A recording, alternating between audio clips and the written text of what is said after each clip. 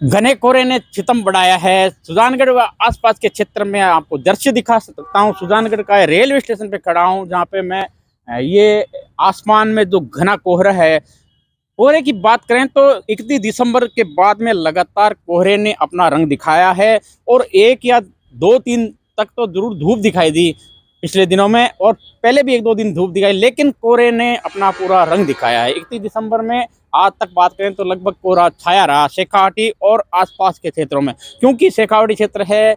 इस घना कोहरा होने की वजह से कारण बताता हूँ कि ठंड ज़्यादा बढ़ती है। ऑरेंज अलर्ट, और यहाँ पे बीच में एक घूमने वाले भी यहाँ पे घूमते हैं, उनसे बातचीत करते हैं किस तरह की ठंड का है यहाँ पे, अभी बता सकते हैं? ठंड सर पिछला लगभग मुझे याद आ रहा है 1 महीने के लगभग हो चुका है, और 1 महीने से लगभग यहाँ पे ठंड लगातार तेज़ ठंड का दौर जारी है। और बीच बीच में शीतलहर का प्रकोप बढ़ जाता है, कभी कम हो जाता है। बीच बीच में जैसे कल थोड़ी सी धूप निकली थी तो ऐसा लगा जैसे ठंड कम हो जाएगी, लेकिन आज फिर से मैं देख रहा हूँ कि ज़ोरदार कोहरा सुबह से ही है। और वैसे सुबह आज लेट हो गई है मुझे तो घूमने में, मैं जल्दी घूमा करता हूँ, लेकिन ठंड बहुत ज़्यादा होने की वजह से मैं क्या थोड़ा लेट ही घूम लेते हैं, क्योंकि स्वास्थ्य के लिए थोड़ा लेट घूमना ही ठीक रहेगा। बात करें शेखावाटी क्षेत्र की तो आसपास में लगभग फतेहपुर चूरू ये क्षेत्र रहता है। इसमें हाँ। लगातार पिछले 31 दिसंबर के बाद में ठंड ने अपना असर दिखाया है। और अपन बात करें मौसम की तो किस तरह की बताना चाहेंगे? मौसम बारिश आने की जो बावट की संभावनाएं बताई जा रही थी, लेकिन बारिश तो अभी इस अपने क्षेत्र में तो नहीं देखने को मिली। लेकिन हाँ, ठंड खूब है और एकदम कभी कभी तो इतनी तेज ठंड हो जाती है कि हम शेखावाटी क्षेत्र की बात करें तो शेखावाटी क्षेत्र में तापमान दिखाई देता है। फतेहपुर क्षेत्र का तापमान की बात करें तो कितना हो सकता है यहाँ पे पहले एक बार तो न्यूनतम में अपने 3-4 डिग्री तक भी गया था, और अभी अनुमान अगर मैं बताऊं तो 7-8 डिग्री तक गया होगा न्यूनतम में। और दिन में जब धूप निकल जाती है तब तो ये है कि धुआं का देश है, तो मौसम सही हो जाता है। वरना आज जैसा मौसम देख रहे हैं, लग रहा है कि खुलेगा कर रहे हैं, तो इसमें कहीं ना कहीं लगता है धुरे के बारे में क्या कहना चाहेंगे? ठंड का क्या रिलेशन है? देखिए ऐसे होता है कि जैसे रेत जो होती है वो जल्दी ठंडी होती है और जल्दी गर्म होती है, तो उसका प्रभाव यहाँ देखने को मिलता है। क्योंकि यहाँ पे जैसे जो पानी के पास का इलाका होता है वहाँ पे एवरेज कम ठंड और कम गर्मी होती है, तो ये धोरों में जल्दी धोरे ठंडे हो जाते हैं। तो जब ठंड पड़ती है तो एकाएक फिर तेज ठंड पड़ती है, क्योंकि मैदानी इलाकों में जो शीतलहर का, देखो अभी भी शीतलहर चल रही है, शीतलहर का जो असर होता है वो मैदानी इलाकों में और जो धोरे होते हैं उनमें ज़्यादा होता है। ये थे घूमने वाले जिन्होंने सारी मौसम की बात बताई है। मैं आपको जानकारी देता हूँ कि ये क्षेत्र है शेखावाटी का क्षेत्र है। इस क्षेत्र में धोरे होते हैं, क्योंकि बीकानेर क्षेत्र, ये सारा क्षेत्र धोरों का क्षेत्र है, जिसकी वजह से धोरे की वजह से ठंड ज़्यादा होती है। ये सूखी ठंड होती है, और अब कितने दिन तक ये ठंड रहती है, कितने दिन तक कोहरा रहता है, ये समय ही जानता है। सिद्धपीठ सालासर बालाजी मंदिर पूर्व केंद्रीय मंत्री प्रफुल्ल पटेल पहुंचे सालासर बालाजी मंदिर में पूजा अर्चना करने के लिए। तत्कालीन केंद्रीय सरकार में मंत्री रहे प्रफुल्ल पटेल, जो महाराष्ट्र से आते हैं, एनसीपी नेता है, गुरुवार को पहुंचे सालासर बालाजी मंदिर, जहां पे पुजारी परिवार द्वारा स्वागत किया गया।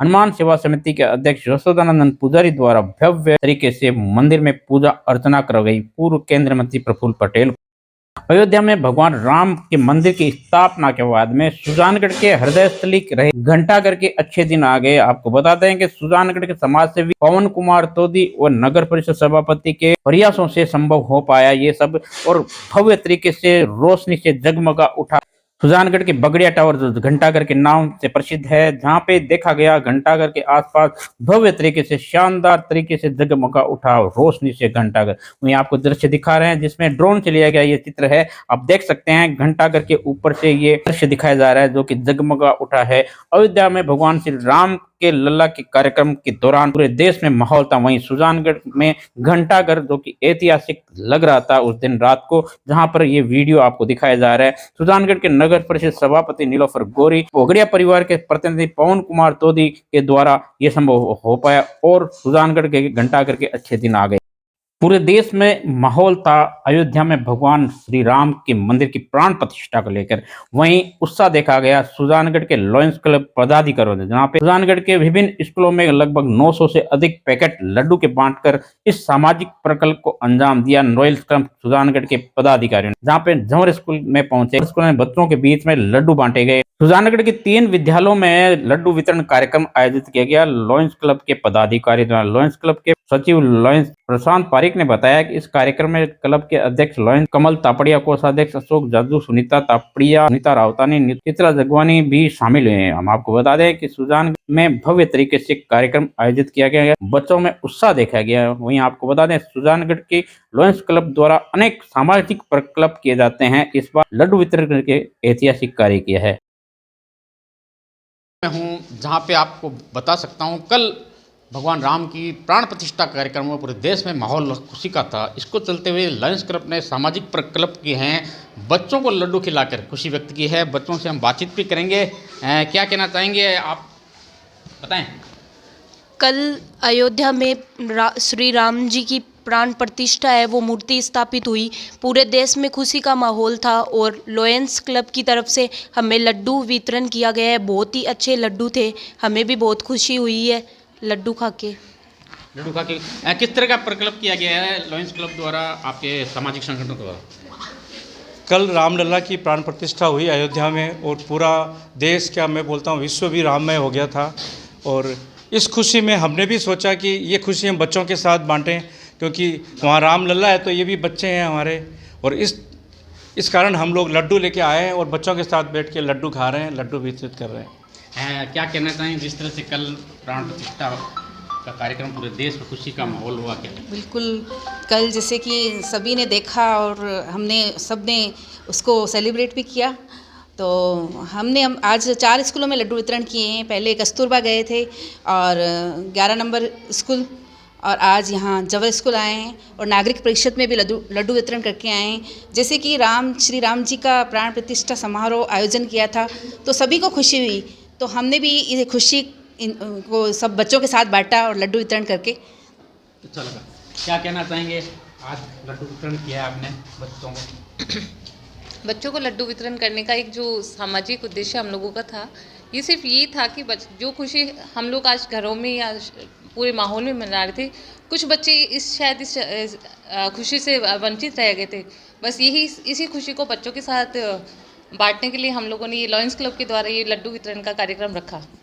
ये थे लॉयंस क्लब के पदाधिकारी, जहाँ पे उन्होंने बताया कि लगभग 900 से अधिक बच्चों को लड्डू खिलाया गया, क्योंकि कल भगवान राम की प्राण प्रतिष्ठा कार्यक्रम था अयोध्या में, जिसकी खुशी में सब बच्चों के बीच खुशी मनाएगी लड्डू खिलाकर। नरेंद्र लाटा की रिपोर्ट।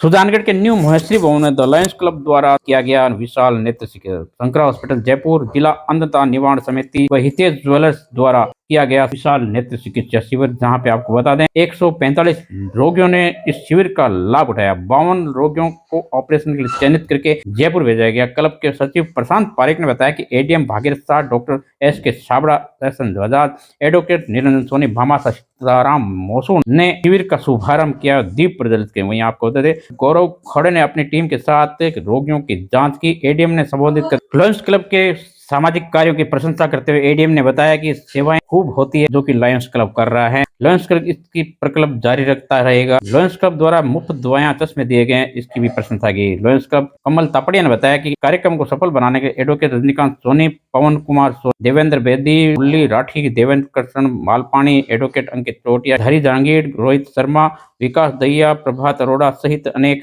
कार्यकर्ताओं ने सहयोग दिया। ये अपने लायंस क्लब के द्वारा शंकरा आई हॉस्पिटल और जिला अंतर निवारण समिति के द्वारा ये आयोजित किया गया है।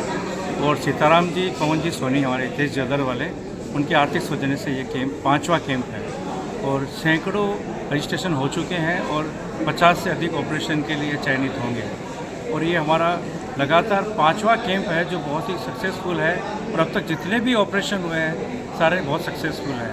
आज डॉक्टर गौरव खाड़े आए हैं जो बेसिकली महाराष्ट्र से हैं और शंकरा आई हॉस्पिटल से एसोसिएटेड हैं। बहुत मोतियाबिंद के स्पेशलिस्ट हैं ये, और शंकरा वाले हमेशा मोतियाबिंद के स्पेशलिस्ट को ही भेजते हैं, क्योंकि हमारा जो ये कैंप है मोतियाबिंद स्पेशलिस्ट है। यह हमारा कैंप लायंस क्लब सुजानगढ़ की तरफ से लगाया जाता है। पूरी व्यवस्था हमारे साथी लायंस क्लब के करते हैं और आप देख रहे हैं कि जितनी भी व्यवस्था है हर तरह की यहाँ पे दी जा रही है। भोजन से लेके आने जाने की सुविधा, फ्री में दवाइयाँ, सारी चीज़ें, और इनको जयपुर भेजना, वहाँ से वापस लाना, ये जिम्मेवारी भी लायंस क्लब है। सुजानगढ़ के कृषि मंडी के पीछे विद्याधर नगर में नवनिर्मित गणेश मंदिर गणपति बप्पा का मंदिर बनाया जा रहा है, जिसकी प्राण प्रतिष्ठा के चौथे दिन भगवान गणेश शिव पार्वती की मूर्ति को नगर भ्रमण कराया गया। इस दौरान बैंड बाजा के साथ निकाली गई भव्य शोभा यात्रा। नगर भ्रमण में महिलाओं सहित बड़ी संख्या में श्रद्धालु नाचते गाते हुए दिखाई दिए। आयोजन समिति के विद्याधर पारिक ने बताया कि 21 जनवरी को पंचांग पूजन, 22 जनवरी को अरणी मंथन, 23 जनवरी को सेवा शैया विवास कार्यक्रम आयोजित है। 25 जनवरी को पूर्ण आहुति के साथ प्राण प्रतिष्ठा महाप्रसाद का आयोजन। पारिक ने बताया कि महोत्सव के दौरान रोजाना 15 यजमानों ने पूजा अर्चना की। वहीं आपको बताएं, कार्यक्रम को सफल बनाने के लिए मनीष सोनवाल, मनीष सोनी, मदन मोहन काछवाल, पंडित माणक धाधीत, हीरालाल प्रजापत सहित कार्यकर्ता उपस्थित रहे। 981 का संगम होता है। इसमें भिन्न भिन्न तरह की औषधियों के पौधों के द्वारा रस और समस्त तरह की रसायन डालकर ये पूजा की जाती है। इस पूजा के बाद में हवन होगा और इसके बाद में 2:30 बजे के बाद में नगर भ्रमण का कार्यक्रम होगा, जो कि इस भोजलाई रोड से होते हुए वापस से गणेश मंदिर तक ही पहुंचेगा। मूर्ति की स्थापना का किस तरह का कार्यक्रम है, क्या खास बात है मूर्ति की? मूर्ति दिव्य मूर्ति है। इस मूर्ति में रिद्धि और सिद्धि दोनों हैं। 2.5 फुट की मूर्ति है और ये मकराना की ज़मीन के जो निकला हुआ पत्थर है उसके द्वारा बनाई गई है। डॉक्टर प्रकाश जी काछवाल के द्वारा ये प्रदत्त की गई है। और शिवालय की जो प्रतिमाएं हैं वो चंद्र प्रकाश जी तूनवाल के द्वारा दी गई हैं। आज मेरे यहाँ 17 जोड़े इस पूजन में बैठे हैं, जिसमें प्रेम प्रकाश जी तूनवाल, मेरे अनुज भारत भूषण जी, चंद्र प्रकाश जी, जीवनराम जी भंवरिया, बाबूलाल जी कच्छावा, सुभाई सिंह जी राठौड़, नेमीचंद जी भोबरिया, इंद्रचंद जी भोबरिया, इसी प्रकार कुल मिला के 17 जोड़े आज बैठे हैं, जिसमें सालासर से विकास ढाका, मांगीलाल जी प्रजापत कृषि उपज मंडी वाले हैं और 7 विद्वान वेदांतिक पंडितों के द्वारा ये कार्यक्रम पूर्ण किया जा रहा है।